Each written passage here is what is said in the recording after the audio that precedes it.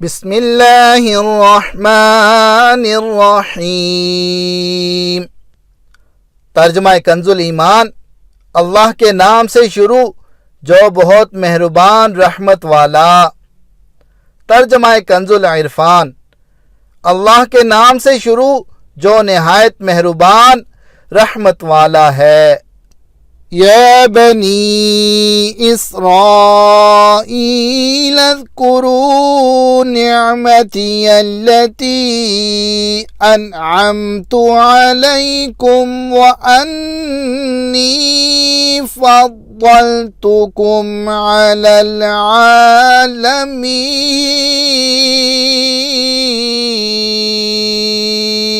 ترجمہ کنز الایمان۔ اے اولاد یعقوب، یاد کرو میرا وہ احسان جو میں نے تم پر کیا، اور یہ کہ اس سارے زمانے پر تمہیں بڑائی دی۔ ترجمہ کنز العرفان۔ اے یعقوب کی اولاد، یاد کرو میرا وہ احسان جو میں نے تم پر کیا، اور یہ کہ میں نے تمہیں اس سارے زمانے پر فضیلت عطا فرمائی۔ یا بنی اسرائیل اذکروا نعمتی التی، اے یعقوب کی اولاد میرا احسان یاد کرو۔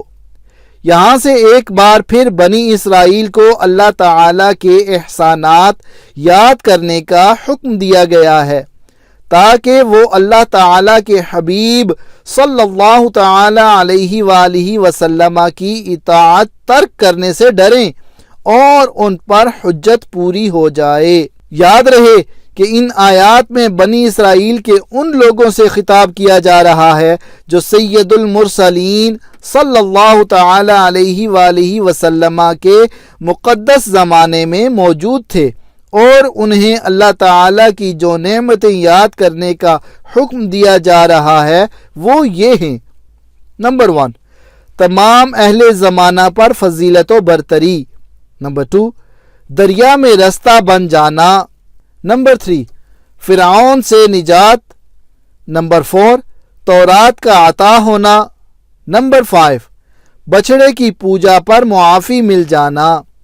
نمبر 6، ایک گروہ کا مرنے کے بعد زندہ کیا جانا۔ نمبر 7، بادلوں سے سایہ ملنا۔ نمبر 8، من و سلوہ نازل ہونا۔ نمبر 9، پانی کے 12 چشمے جاری ہو جانا۔ نمبر 10، زمینی اناج عطا کیا جانا وغیرہ۔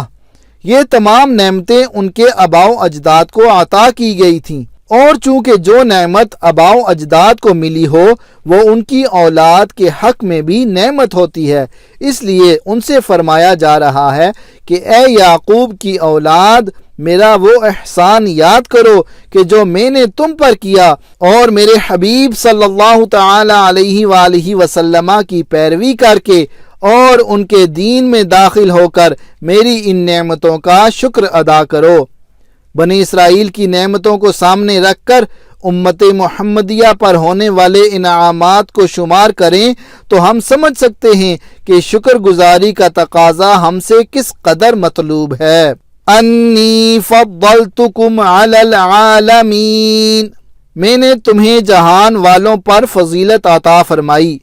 اس سے مراد یہ ہے کہ بنی اسرائیل کو ان کے زمانے میں تمام لوگوں پر فضیلت عطا کی گئی، اور جب حضور پر نور صلی اللہ تعالی علیہ وآلہ وسلم کی آمد ہوئی تو یہ فضیلت آپ صلی اللہ تعالی علیہ وآلہ وسلم کی امت کی طرف منتقل ہو گئی، اور اللہ تعالی نے اپنے حبیب صلی اللہ تعالی علیہ وآلہ وسلم کی امت کو سب امتوں سے افضل بنا دیا، جیسا کہ ارشاد فرمایا، کنتم خیر امت اخرجت للناس۔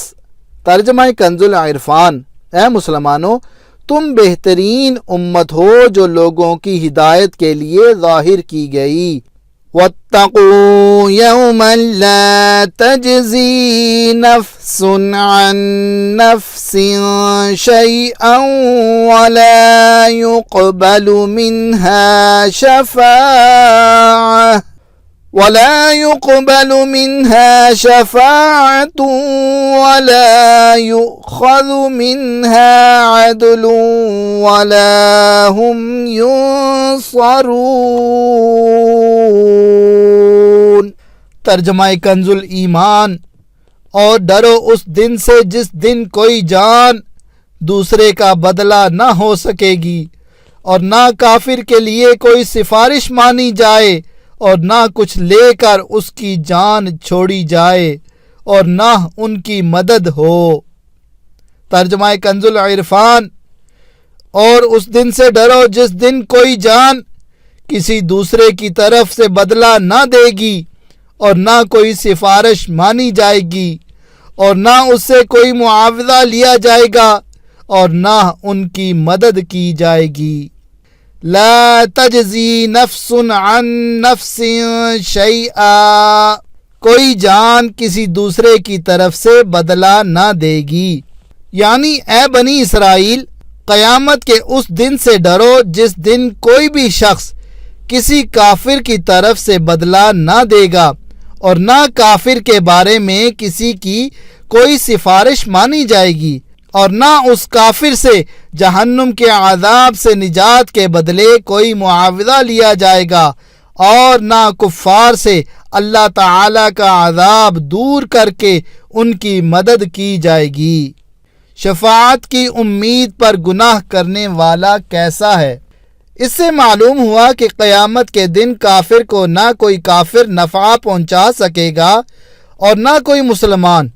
اس دن شفاعت صرف مسلمان کے لیے ہوگی، جیسا کہ دیگر آیات میں بیان ہوا۔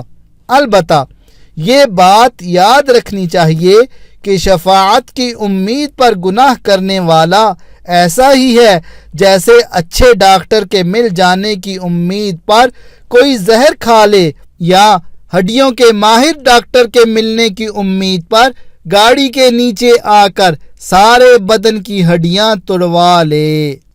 وَإِذْ نَجَّيْنَاكُمْ مِنْ آلِ فِرْعَوْنَ يَسُومُونَكُمْ سُوءَ الْعَذَابِ يُذَبِّحُونَ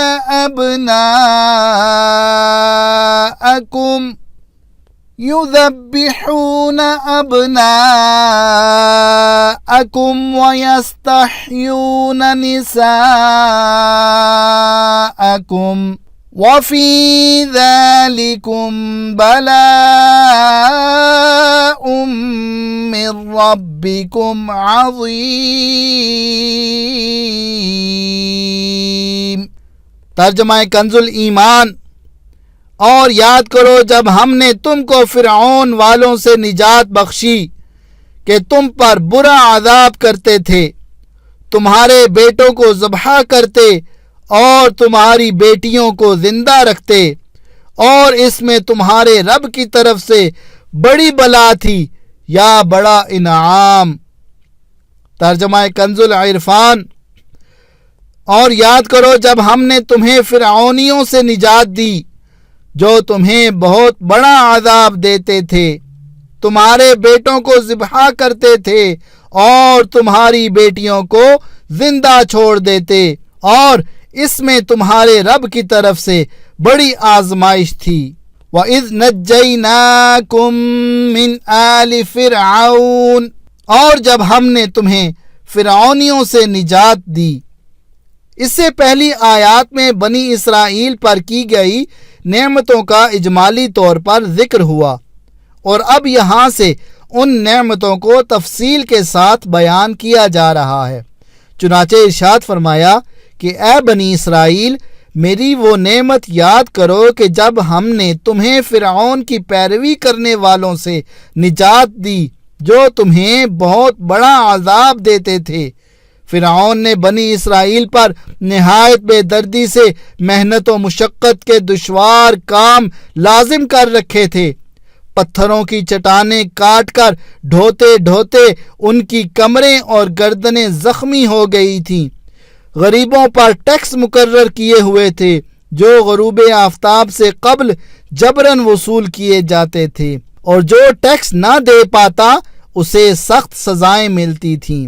اس فرعونیت کا کچھ نمونہ ان مسلمان ممالک میں دیکھا جا سکتا ہے جہاں کفار نے پنجے گاڑ کر مسلمانوں پر ظلم و ستم کے پہاڑ توڑ رکھے ہیں اور مسلمانوں کے لیے عقوبت خانے اور خصوصی جیلیں بنا رکھی ہیں۔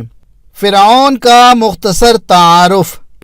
جس طرح فارس کے بادشاہ کا لقب کسریٰ، روم کے بادشاہ کا قیصر اور حبشہ کے بادشاہ کا لقب نجاشی تھا، اسی طرح قبطی اور عمالقہ قوم سے تعلق رکھنے والے مصر کے بادشاہوں کا لقب فرعون ہوتا تھا۔ حضرت موسیٰ علیہ السلام کے زمانے کے فرعون کا نام ولید بن معصب بن ریان تھا اور اس آیت میں اسی کا ذکر ہے۔ اس کی عمر 400 سال سے زیادہ ہوئی، نیز اس آیت میں آل فرعون سے اس کے پیروکار مراد ہیں۔ یذبحون ابناءکم، وہ تمہارے بیٹوں کو ذبح کرتے تھے۔ فرعون نے خواب دیکھا کہ بیت المقدس کی طرف سے ایک آگ آئی اور اس نے مصر کو گھیر کر تمام قبطیوں کو جلا ڈالا، جبکہ بنی اسرائیل کو کوئی نقصان نہیں ہوا۔ اس خواب سے اسے بڑی وحشت ہوئی۔ کاہنوں نے تعبیر دی کہ بنی اسرائیل میں ایک لڑکا پیدا ہوگا جو تیری ہلاکت اور تیری سلطنت کی تباہی کا سبب بنے گا۔ یہ سن کر فرعون نے حکم دیا کہ بنی اسرائیل میں جو لڑکا پیدا ہو اسے قتل کر دیا جائے۔ یوں ہزاروں کی تعداد میں بچے قتل کیے گئے۔ قدرت الہی سے اس قوم کے بوڑھے جلد مرنے لگے تو قطبی سرداروں نے گھبرا کر فرعون سے شکایت کی کہ ایک طرف بنی اسرائیل میں موت کی کثرت ہو گئی ہے اور دوسری طرف ان کے بچے بھی قتل کیے جا رہے ہیں۔ اگر یہی صورتحال رہی تو ہمیں خدمتگار کہاں سے ملیں گے؟ اس پر فرعون نے حکم دیا کہ 1 سال بچے قتل کیے جائیں اور 1 سال چھوڑ دیے جائیں۔ تو جو سال چھوڑنے کا تھا اس میں حضرت ہارون علیہ السلام پیدا ہوئے اور قتل کے سال حضرت موسیٰ علیہ السلام کی ولادت ہوئی۔ یہ واقعہ سورہ قصص کے پہلے رکوع میں کافی تفصیل سے بیان کیا گیا ہے۔ وَفِي ذَلِكُمْ بَلَاءٌ، اور اس میں آزمائش تھی۔ بلا امتحان و آزمائش کو کہتے ہیں، اور آزمائش نعمت سے بھی ہوتی ہے اور شدت و محنت سے بھی۔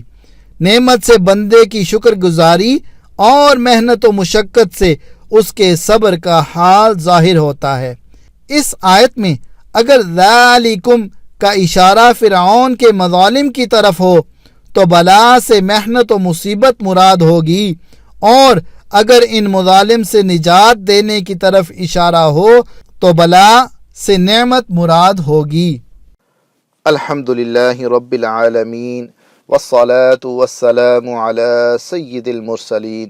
یا رب مصطفیٰ عز وجل، بطفیل مصطفیٰ صلی اللہ تعالی علیہ وآلہ وسلم ہمارے ماں باپ کی اور ساری امت کی مغفرت فرما۔ یا اللہ عز وجل، ہمارے آج کے درس کی غلطیاں اور تمام گناہ معاف فرما۔ نیک عمل کا جذبہ دے، ہمیں پرہیزگار اور ماں باپ کا فرما بردار بنا۔ یا اللہ عز وجل، ہمیں اپنا اور اپنے مدنی حبیب صلی اللہ تعالی علیہ وآلہ وسلم کا مخلص عاشق بنا۔ ہمیں گناہوں کی بیماریوں سے شفا عطا فرما۔ یا اللہ عز وجل، مسلمانوں کو بیماریوں، قرض داریوں، بے روزگاریوں، بے اولادیوں، بے جا مقدمہ بازیوں اور طرح کی پریشانیوں سے نجات عطا فرما۔ یا اللہ عز وجل، اسلام کا بول بالا کر اور دشمنان اسلام کا منہ کالا کر۔ یا اللہ عز وجل، ہمیں دعوت اسلامی کے مدنی ماحول میں استقامت عطا فرما۔ یا اللہ عز وجل، ہمیں زیر گنبد خضرا جلوہ محبوب صلی اللہ تعالی علیہ وآلہ وسلم میں شہادت، جنت البقیع میں مدفن اور جنت الفردوس میں اپنے مدنی حبیب صلی اللہ تعالی علیہ وآلہ وسلم کا پڑوس نصیب فرما۔ یا اللہ عز وجل، مدینے کی خوشبودار ٹھنڈی ٹھنڈی ٹھنڈی ہواؤں کا واسطہ ہماری جائز دعائیں قبول فرما، آمین بجاہ النبی الامین صلی اللہ تعالی علیہ وآلہ وسلم۔